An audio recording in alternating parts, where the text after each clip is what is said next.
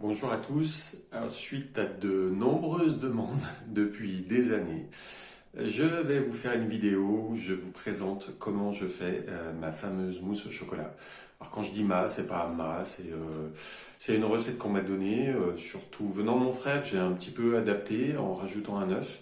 Mais voilà, la base c'est 200 grammes de chocolat pour 6 œufs. Et puis après, je vais vous montrer toutes les petites astuces que j'utilise. Ça ne veut pas dire que c'est une obligation de faire tout ce que je fais.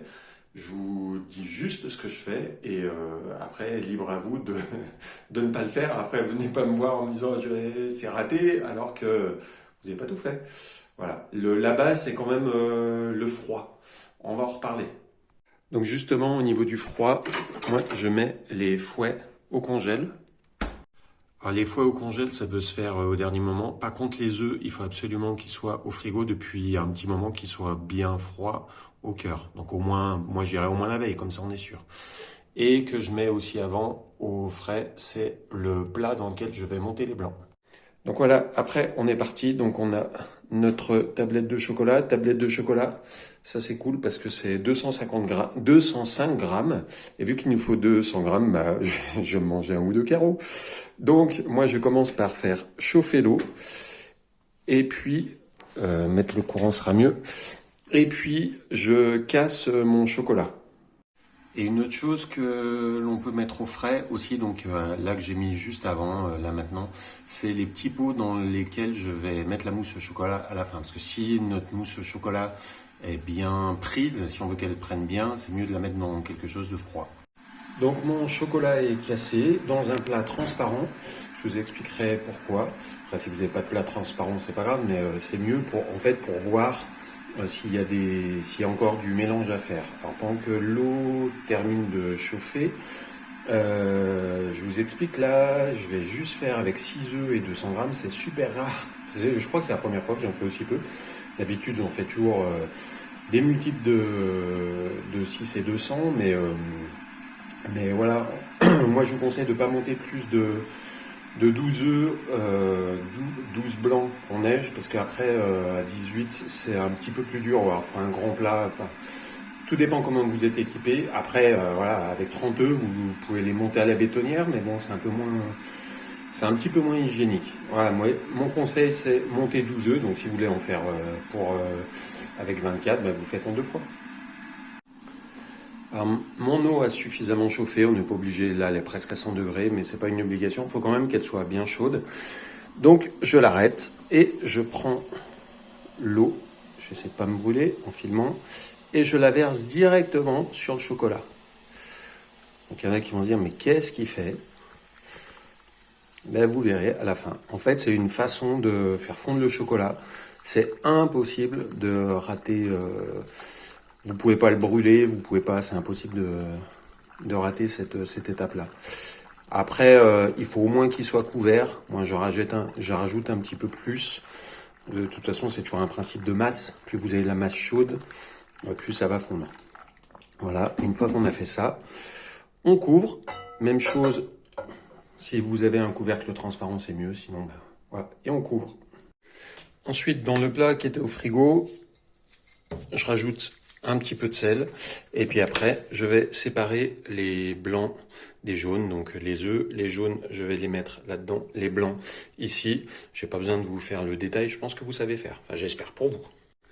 Donc là, on se retrouve avec nos jaunes, dont on n'a pas besoin, qu'on va laisser à côté. Les blancs, ils sont là, donc ils sont froids. On remet un petit peu de sel. Faut pas trop en mettre non plus. Et donc, j'ai récupéré mes fouets au congèle. Et puis, là, c'est pareil. On va monter les blancs en neige, mais je vous passe cette étape, je pense que vous y arriverez. Alors mes blancs sont montés, alors combien de temps en général ça sent au niveau de la texture, ça devient un petit peu plus dur. Voilà, ça c'est à vous de le sentir. Donc maintenant on va passer à une étape très importante. Alors je vais essayer, il va falloir que je le fasse en filmant. Donc on enlève le couvercle, surtout on ne remue pas, on n'y touche pas, voilà. Et là, délicatement, on va enlever l'eau qui a servi à faire fondre le chocolat. sans que le chocolat parte. Ouais, vous voyez, quand on arrive, le chocolat il est au bord, hop, on arrête, et là, c'est fini. Et on peut mélanger avec notre belle cuillère en bois, je vous expliquerai après, là l'idéal, cuillère en bois, et on a fait, hein. Celle-là, je pense que ça doit quasiment se compter en tonnes de mousse au chocolat.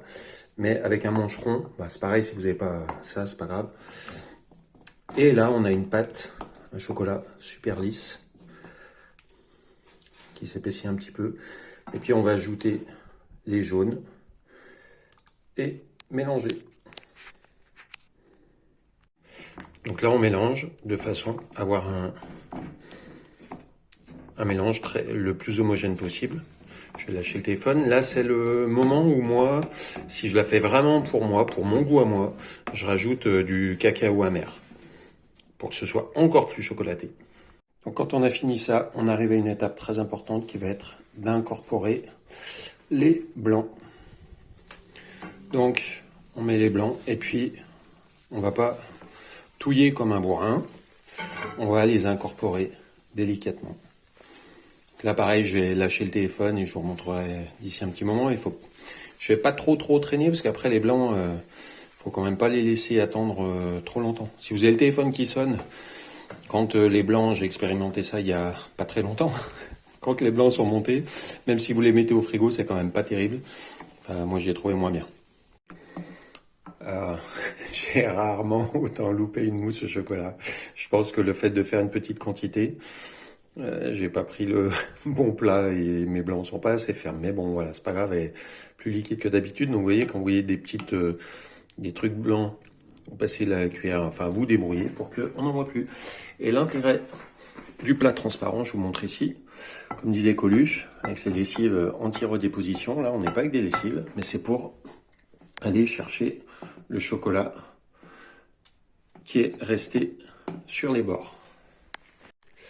Et donc là, on sort les petits pots du frigo et on va les remplir. Donc les petits pots, c'est top pour des parts individuelles. Moi, je vous conseille 3 cuillères à soupe par petit pot, c'est parfait. Et voilà, en période de Covid, comme ça vous fait des parts individuelles. Les petits pots, ça coûte rien. Vous les récupérez dans une garderie à des jeunes parents. Et voilà. Alors, je vais pas filmer pendant que je vais faire ça parce que sinon, je vais en mettre de partout. Donc voilà, on a fini. Donc à peu près 8 petits pots pour donc mes 6 œufs. Et puis là, on arrive au moment tant attendu. Donc s'il y a des enfants qui nous écoutent, moi mes enfants, j'étais gentil, puis bon, ils sont gentils, donc je les laissais faire. Mais en principe, là, les enfants, vos parents vont vous dire non, là maintenant, c'est bon, j'ai plus besoin de toi. Et puis ils vont vous dire que non, il faut pas lécher le plat parce que ça se fait pas. Et bah si, ça se fait. Parce que le meilleur moyen de manger de la mousse au chocolat, c'est bien encore avec les doigts. Et ben bisous et bonne dégustation. À vous.